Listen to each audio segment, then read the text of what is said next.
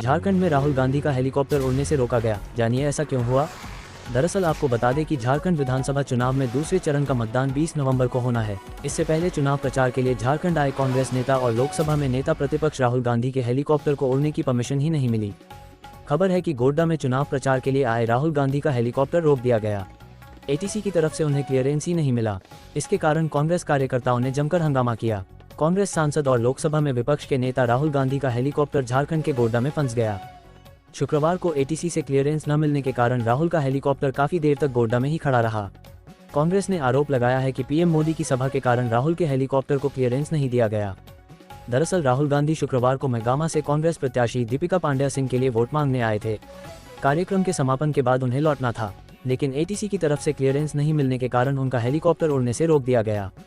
आपको बता दें कि राहुल गांधी ने भारतीय जनता पार्टी भाजपा पर संविधान को कूड़ेदान में डालने की कोशिश करने का आरोप लगाते हुए शुक्रवार को कहा कि अगर प्रधानमंत्री नरेंद्र मोदी ने संविधान पढ़ा होता तो उन्होंने नफरत नहीं फैलाई होती और समाज को नहीं बांटा होता। कांग्रेस के पूर्व अध्यक्ष ने यहां एक चुनावी रैली में दावा किया, भाजपा संविधान को कूड़ेदान में डालने की कोशिश कर रही है, हम संविधान की रक्षा कर रहे हैं। अगर प्रधानमंत्री मोदी ने संविधान पढ़ा होता तो उन्होंने नफरत नहीं फैलाई होती और समाज को नहीं बांटा होता। उद्धरण।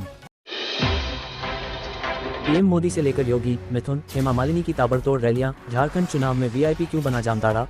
दरअसल आपको बता दें कि झारखंड विधानसभा चुनाव के दूसरे चरण में जामताड़ा जिले के दोनों विधानसभा सीटें नाला और जामताड़ा के अलावा पूरे संथाल परगना प्रमंडल की 18 सीटों पर 20 नवंबर को वोट डाले जाएंगे। इसको लेकर उम्मीदवार और उनके स्टार प्रचारक दिन रात कैंपेनिंग कर रहे हैं। पहली बार जामताड़ा जिले की दोनों सीटों पर हाई प्रोफाइल चेहरा मैदान में है। जामताड़ा में जहां ग्रामीण विकास मंत्री इरफान अंसारी के विरोध में शिबू सोरेन की बड़ी बहू सीता सोरेन चुनाव लड़ रही हैं। दोनों हाई प्रोफाइल चेहरा हैं, जिस कारण दोनों पार्टियों इस सीट को जीतने के लिए अलग अलग दावे कर रहे हैं। जिले की दोनों सीटों पर हाई प्रोफाइल चेहरा रहने के कारण प्रधानमंत्री से लेकर पूर्व मुख्यमंत्री तक इन लोगों के लिए वोट मांग रहे हैं। जामताड़ा विधानसभा से सेठ रांगा सिरसा मोड़ पर प्रधानमंत्री ने सभा की और जामताड़ा के कांग्रेस प्रत्याशी और ग्रामीण विकास मंत्री का नाम लेकर उनका हमला बोला, जो कि क्षेत्र में चर्चा बना हुआ है। आपको बता दें कि अब तक के इतिहास में शायद ये पहली बार हुआ है कि प्रधानमंत्री की ओर से जामताड़ा के किसी विपक्षी पार्टी के नेता का नाम लेकर उन पर बयानबाजी की हो। खुद जामताड़ा विधायक इरफान अंसारी ने भी प्रेस कॉन्फ्रेंस करते हुए इस बात को स्वीकार किया कि प्रधानमंत्री ने उनके नाम लेकर संबोधन किया, जबकि वो इतने बड़े नेता नहीं है। यही नहीं, झामुमो की सबसे बड़ी स्टार प्रचारक कल्पना सोरेन जामताड़ा और नाला दोनों जगह पर 24 घंटे के अंदर 2 सभाएं कर चुकी हैं। इसके अलावा असम के सीएम हिमंता बिस्वा शर्मा 24 घंटे में 2 बार जामताड़ा आ चुके हैं। ये किसी भी मुख्यमंत्री के 24 घंटे के अंदर 2 बार जामताड़ा आना इतिहास में पहली बार हुआ है। राजद के स्टार प्रचारक तेजस्वी यादव भी जामताड़ा में आकर सभा कर चुके हैं। यही नहीं, कांग्रेस अध्यक्ष मल्लिकार्जुन खड़गे, उत्तर प्रदेश के मुख्यमंत्री योगी आदित्यनाथ, कांग्रेस के झारखंड प्रभारी गुलाम अहमद मीर, सांसद पप्पू यादव, शिवराज सिंह चौहान, हेमा मालिनी, मिथुन चक्रवर्ती तक का कार्यक्रम जामताड़ा और नाला में प्रस्तावित है। संथाल में क्यों मुरझाता रहा है कमल, सोरेन फैमिली के गढ़ को लेकर क्या है मोदी शाह की प्लानिंग। दरअसल आपको बता दें कि झारखंड विधानसभा चुनाव में दूसरे चरण की वोटिंग 20 नवंबर को होनी है। इस दौरान संथाल परगना की सभी 18 सीटों पर वोटिंग होगी। संथाल परगना प्रमंडल हमेशा से झारखंड की राजनीति में अहम भूमिका निभाता रहा है। वर्तमान सरकार में भी मुख्यमंत्री, विधानसभा अध्यक्ष और कई मंत्री संथाल परगना प्रमंडल से ही आते हैं। यही कारण है कि सभी पार्टियां प्रत्येक चुनाव में संथाल परगना प्रमंडल पर विशेष फोकस करती है। इस बार के चुनाव में भी भाजपा झामुमो कांग्रेस संथाल परगना प्रमंडल पर विशेष जोर दे रही है। रांची से लेकर दिल्ली तथा अंग राज्यों तक के बड़े बड़े नेता इन क्षेत्रों में घूम रहे हैं, ताकि संथाल परगना से अधिक सीट निकाली जा सके। आपको बता दें कि पुराने आंकड़ों पर नजर डालने तो संथाल परगना प्रमंडल में हमेशा से एनडीए गठबंधन पिछड़ती रही है। अगर 2009 के चुनाव की बात करें तो संथाल परगना प्रमंडल में एनडीए गठबंधन को 18 में से महज 2 सीट से ही संतोष करना पड़ा था, जबकि यूपीए गठबंधन को 16 सीट पर जीत मिली थी। 2014 के चुनाव की बात करें तो एनडीए गठबंधन को 7 सीट मिली थी, जबकि यूपीए गठबंधन को 11 सीट पर विजय घोषित हुई थी। 2019 के चुनाव की बात करें तो इंडिया गठबंधन को 4 सीट ही मिली थी, जबकि यूपीए गठबंधन को 14 सीट मिली थी। यही कारण है कि भाजपा इस बार यहां काफी ज्यादा मेहनत कर रही है ताकि वो यहां अपनी सीट बढ़ा सके। यही कारण है कि प्रधानमंत्री ने एक ही दिन में संथाल परगना में 2 सभाएं की और अमित शाह, जेपी नड्डा तथा कई केंद्रीय मंत्री इन संथाल परगना प्रमंडल में कैंप कर रहे हैं। जानकारी के अनुसार संथाल परगना के 18 सीटों में से 8 सीट सुरक्षित सीट है, जिसमें 7 सीट क्रमशः दुमका, जामा, शिकारीपाड़ा, महेशपुर, बोरिया, बरहिट एवं लिट्टीपाड़ा अनुसूचित जनजाति के लिए तथा 1 सीट देवघर अनुसूचित जाति के लिए आरक्षित है। बाकी अन्य 10 सीट सामान्य सीट है। झारखंड के नामी स्कूल पर चुनाव आयोग की रेड, कैश की सूचना पर कार्रवाई। दरअसल आपको बता दें कि झारखंड विधानसभा चुनाव में दूसरे फेज की वोटिंग 20 नवंबर को होनी है। ऐसे में चुनाव को प्रभावित करने के लिए धन बल का प्रयोग न हो, इसके खिलाफ सख्त कार्रवाई के निर्देश इलेक्शन कमीशन ऑफ इंडिया ने दिए हैं। इसको लेकर रांची पुलिस लगातार वैसे शिक्षण संस्थानों पर छापेमारी कर रही है जहां कैश की सूचना मिल रही है। इसी कड़ी में टाटीसिलवे इलाके में सरला बिरला स्कूल समेत शैक्षणिक संस्थान में पुलिस की टीम ने छापेमारी की है। हालांकि छापेमारी में क्या कुछ बरामद हुए हैं, अब तक इसकी पुष्टि नहीं की गई है। रांची पुलिस की टीम फिलहाल छापेमारी वाले संस्थान में सर्च अभियान चला रही है। इससे पहले भी रांची पुलिस की टीम ने कैश की सूचना के खिलाफ कार्रवाई करते हुए एक स्कूल, विश्वविद्यालय संचालक और विश्वविद्यालय में छापेमारियां की थी। वही सरला बिरला स्कूल एक भाजपा नेता का है। रांची पुलिस ने नामकुम स्थित जेडी गोयनका स्कूल में और वाईबीएन यूनिवर्सिटी में भी छापेमारी की थी। इस दौरान गोयनका स्कूल से 1 करोड़ 14 लाख रुपए बरामद किए गए थे, जबकि वाईबीएन यूनिवर्सिटी से 67 लाख रुपए बरामद किए गए थे। रांची पुलिस ने इन छापेमारियों में मिले नकद को लेकर कहा था कि झारखंड विधानसभा चुनाव को प्रभावित करने के लिए इन कैश का इस्तेमाल होना था। प्रधानमंत्री नरेंद्र मोदी के विमान में आई खराबी, देवघर से वापसी में देरी।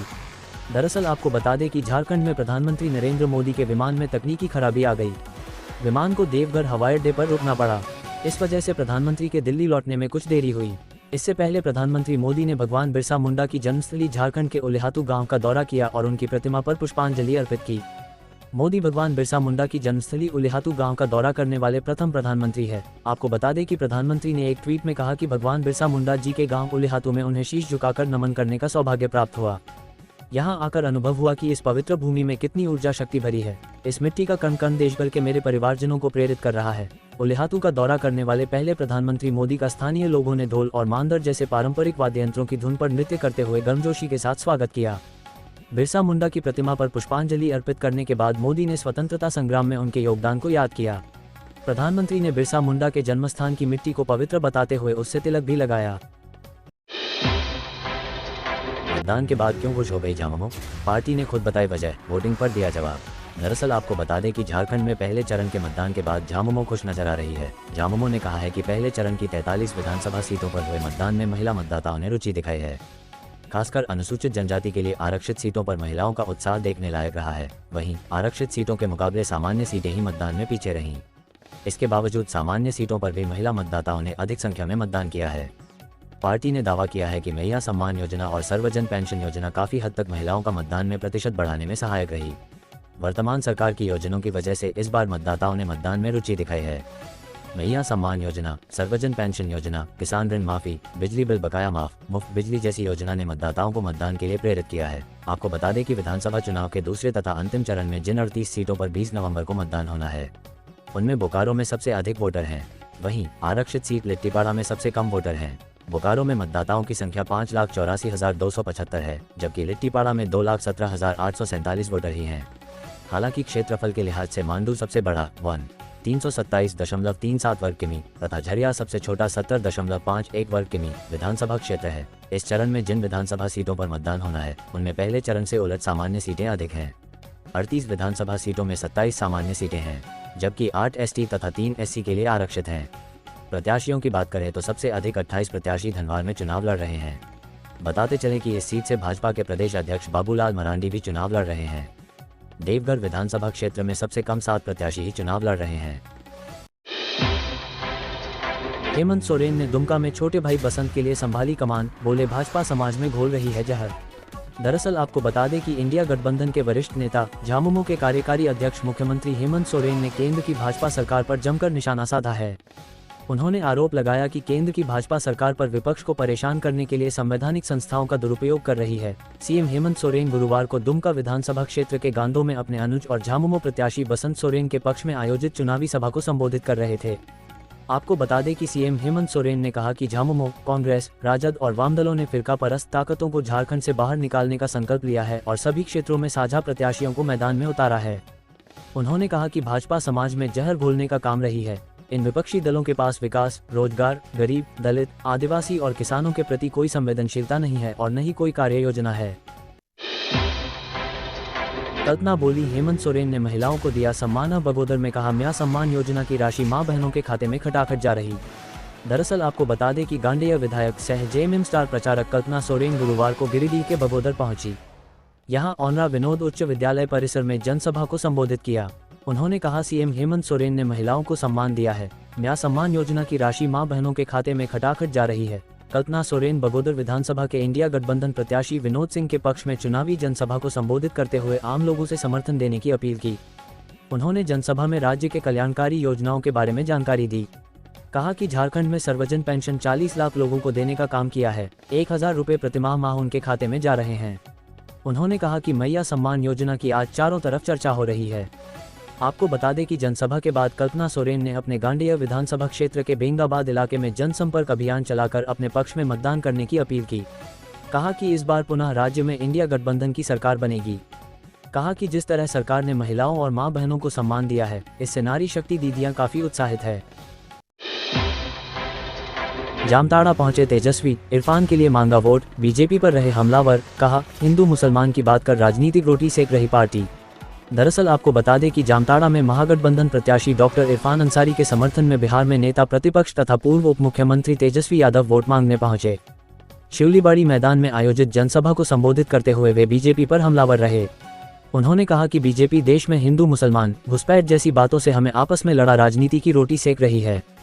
हमें वास्तविक मुद्दों जैसे रोजगार, महंगाई, शिक्षा, स्वास्थ्य से भटका कर दिन रात भाईचारा बिगाड़ने में लगी है। आपको बता दें कि उन्होंने कहा, बीजेपी कहती है कि हिंदू खतरे में है, तो क्या इस देश के राष्ट्रपति, प्रधानमंत्री, जज, तीनों सेनाओं के अध्यक्ष सभी हिंदू हैं? क्या वे भी खतरे में हैं? ये नफरत फैलाकर भाजपा हमें आपस में लड़वाकर दंगे फैलाना चाहती है ताकि राजनीति मुख्य मुद्दों से भटकाकर उनकी रोजी रोटी चलती रहे। जिस प्रकार से बिहार में हम लोगों ने बेरोजगारों को नौकरी दी है, उसी प्रकार से झारखंड में भी 10 लाख नौजवान युवक युवतियों को नौकरी और रोजगार देने का काम करेंगे। हम लोगों के असली मुद्दे की बात यही है कि पढ़ाई, दवाई, सिंचाई, कमाई, सुनवाई और कार्रवाई में विश्वास होना चाहिए, लेकिन भाजपा के लिए ये मुद्दे नहीं है। मोदी बोले, आदिवासियों ने राजकुमार राम को भगवान राम बनाया। जमुई में पीएम के सामने नीतीश ने कहा, गलती हो गई थी, अब कहीं नहीं जाऊंगा। दरअसल आपको बता दें कि पीएम नरेंद्र मोदी 3 दिन में दूसरी बार बिहार आए। जमुई के बल्लोपुर में वो भगवान बिरसा मुंडा की 150वीं जयंती पर जनजातीय गौरव दिवस कार्यक्रम में शामिल हुए। कार्यक्रम को संबोधित करते हुए पीएम मोदी ने कहा कि आदिवासी समाज वो है जिसने राजकुमार राम को भगवान राम बनाया। आदिवासी समाज ने भारत की संस्कृति और आज़ादी की रक्षा के लिए सैकड़ों सालों की लड़ाई को नेतृत्व दिया, लेकिन आज़ादी के बाद के दशकों में आदिवासी इतिहास के योगदान को मिटाने के लिए कोशिश की गई। इसके पीछे भी स्वार्थ भरी राजनीति थी। राजनीति ये कि भारत की आज़ादी के लिए केवल एक ही दल को श्रेय दिया जाए। आपको बता दें कि वहीं कार्यक्रम में सीएम नीतीश कुमार ने फिर से कहीं और न जाने की बात दोहराई। उन्होंने कहा कि हम लोग हमेशा से साथ में थे, बीच में कुछ लोग गलती कर दिया। 1995 से हम लोग साथ रहे हैं, इसलिए हम लोग कहीं भी इधर उधर नहीं जाएंगे।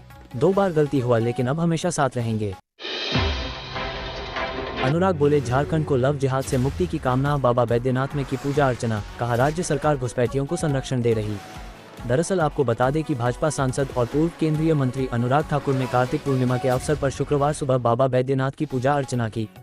पूजा अर्चना के बाद उन्होंने मीडिया से बात की और कहा, भगवान बिरसा मुंडा की धरती झारखंड में जो रोग लगा है, उसे रोग से मुक्ति दिलाने के लिए बाबा बैद्यनाथ से प्रार्थना की है। ये रोग है लैंड जिहाद और लव जिहाद का, जिसके माध्यम से आदिवासियों की जमीन और जनसंख्या दोनों का संतुलन बिगाड़ा जा रहा है। अनुराग ठाकुर ने कहा कि आज भगवान बिरसा मुंडा की 150वें जयंती है, जिन्होंने जल, जंगल, जमीन और झारखंड के आदिवासी समाज की आबरू के लिए अपना जीवन इस देश के लिए त्याग दिया। आपको बता दें कि बांग्लादेशी घुसपैठिए के झारखंड की जल, जंगल, जमीन और नौकरी तक पर कब्जा कर रहे हैं। घुसपैठियों को संरक्षण देने का काम सरकार कर रही है और उसका नेतृत्व कांग्रेस के हाथ में है। इसके माध्यम से आदिवासी महिलाओं की आबरू से लेकर आवाज तक घुसपैठिए कब्जा कर रहे हैं। घुसपैठियों को संरक्षण के बाद अब सुविधा देने की बात राज्य सरकार कर रही है। इसमें उन्हें सस्ता गैस सिलेंडर समेत अन्य सुविधाएं दी जाएगी। भगवान बिरसा मुंडा की जयंती पर पीएम मोदी ने किया याद, जब पहली बार पहुंचे थे उनके गांव उलेहातू। दरअसल आपको बता दें कि आज भगवान बिरसा मुंडा की जयंती। उनकी जयंती पर देश के प्रधानमंत्री नरेंद्र मोदी ने उन्हें याद करते हुए उनके गाँव जाने की यादें साझा की हैं। भगवान बिरसा के गांव की यादें साझा करते हुए प्रधानमंत्री मोदी ने एक वीडियो शेयर किया है, जिसमें वो भगवान बिरसा को याद करते हुए झारखंड के लिए उनके योगदान के बारे में बताया है। पीएम मोदी ने उन्हें याद करते हुए लिखा, भगवान बिरसा मुंडा जी ने मातृभूमि की आन बान और शान की रक्षा के लिए अपना सर्वस्व न्यौछावर कर दिया। उनकी जन्म जयंती, जनजातीय गौरव दिवस के पावन अवसर पर उन्हें मेरा कोटि कोटि नमन। भगवान बिरसा मुंडा जयंती पर पीएम मोदी ने झारखंड के साथ पूरे देश के लोगों को शुभकामनाएं दी। पीएम मोदी ने कहा, झारखंड के अपने सभी भाई बहनों को राज्य के स्थापना दिवस पर अनेकानेक शुभकामनाएं। जनजातीय समाज के संघर्ष और बलिदान से सिंचित इस धरती ने देश को हमेशा गौरवान्वित किया है। मेरी कामना है कि प्राकृतिक संसाधनों से परिपूर्ण ये प्रदेश प्रगति के पथ पर तेज रफ्तार से आगे बढ़े। आपको बता दें कि भगवान बिरसा मुंडा की जयंती के अवसर पर प्रधानमंत्री नरेंद्र मोदी डाक टिकट और सिक्का जारी करेंगे। पीएम मोदी ने कहा कि भगवान बिरसा मुंडा जी के 150वें जयंती वर्ष का कल से शुभारंभ होने जा रहा है। जनजातीय गौरव दिवस पर बिहार के जमुई में सुबह करीब 11 बजे उनके सम्मान में स्मारक सिक्का और डाक टिकट जारी करने के अलावा कई परियोजनाओं के शिलान्यास और लोकार्पण का भी सौभाग्य मिलेगा। झारखंड का सबसे अमीर प्रत्याशी कौन? 400 करोड़ रुपए के हैं मालिक। दरअसल आपको बता दें कि झारखंड विधानसभा के पहले चरण का मतदान पूरा हो गया है। इस दौरान दूसरे चरण के प्रत्याशियों का लेखा जोखा सामने आया है। इसमें उनकी संपत्ति का भी जिक्र किया गया है। पाकुड़ सीट से समाजवादी पार्टी के प्रत्याशी अकील अख्तर की कुल संपत्ति 402 करोड़ से ज्यादा है। धनवार सीट से निर्दलीय प्रत्याशी निरंजन राय की संपत्ति 137 करोड़ से ज्यादा की बताई गई है। वहीं महेशपुर सीट से झारखंड पीपुल्स पार्टी के प्रत्याशी इलियन हांसदा ने अपनी संपत्ति 0 बताई है। सबसे कम संपत्ति वाले प्रत्याशियों में सिल्ली से निर्दलीय राजेश्वर महतो की कुल संपत्ति 100 रुपए से ज्यादा है। आपको बता दें कि अधिकतम देनदारी की बात करें तो इनमें धनवार से निर्दलीय निरंजन राय पर 77 करोड़, राजमहल से झामुमो प्रत्याशी मो ताजुद्दीन पर 8 करोड़ और बागमारा से भाजपा प्रत्याशी शत्रुघ्न महतो पर 8 करोड़ से अधिक है। वहीं सबसे अधिक वार्षिक आय निरंजन राय ने 15 करोड़ से अधिक, सिल्ली से प्रत्याशी सुदेश महतो ने 2 करोड़ से अधिक और दुमका से झामुमो प्रत्याशी बसंत सोरेन ने 1 करोड़ से अधिक बताई है। करोड़पति प्रत्याशियों की बात करें तो भाजपा के कुल 32 में से 23, 72, झामुमो के 20 में से 18, 90, कांग्रेस के 12 में से 10, 83, आजसू के 6 में से 5, 83 इस सूची में हैं। दूसरे चरण के सभी प्रत्याशियों की औसतन संपत्ति 2.53 करोड़ है। दूसरे चरण में 528 प्रत्याशी मैदान में, आधे से ज्यादा पर आपराधिक केस, 127 करोड़पति। दरअसल आपको बता दें कि झारखंड विधानसभा चुनाव के दूसरे और अंतिम चरण की वोटिंग 20 नवंबर को होगी। Association of democratic reforms (ADR) की रिपोर्ट के मुताबिक इस चरण के 270 यानी 51% प्रत्याशियों पर आपराधिक मामले दर्ज हैं। इनमें सबसे अधिक झारखंड लोकतांत्रिक क्रांतिकारी मोर्चा (JLKM) के 35 प्रत्याशियों पर मामले दर्ज है। 18 पर आपराधिक और 17 प्रत्याशियों पर गंभीर आपराधिक मामले दर्ज हैं।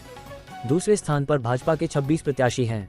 वहीं कुल निर्दलीय 251 में से 92 प्रत्याशियों पर भी आपराधिक मामले दर्ज होने की जानकारी रिपोर्ट में दी गई है, जबकि इस चरण के कुल 528 में से 522 प्रत्याशियों के शपथ पत्र का विश्लेषण कर 127 प्रत्याशी करोड़पति बताए गए हैं। आपको बता दें कि विधानसभा चुनाव के लिए जिले के तीनों विधानसभा में बुधवार को हुए मतदान के बाद देर रात तक EVM व अन्य प्रपत्र जमा करने का सिलसिला चला। मतदान के बाद बुधवार देर रात 2 बजे तक सरायकेला, खरसावां एवं ईचागढ़ विधानसभा क्षेत्र से EVM को रिसीव किया गया तथा रात 2 बजे के बाद सभी को स्ट्रांग रूम में निर्वाची पदाधिकारी की उपस्थिति में सील कर दिया गया। EVM को स्ट्रांग रूम में सील करने के बाद CCTV कैमरे से निगरानी की जा रही है। इस दौरान तीनों विधानसभा के उम्मीदवार तथा उनके प्रतिनिधि भी मौजूद रहे। उनकी उपस्थिति में ही स्ट्रांग रूम को सील किया गया। अब स्ट्रांग रूम के गेट पर लगी सील और 46 प्रत्याशियों के भाग्य का ताला 23 नवंबर को खुलेगा।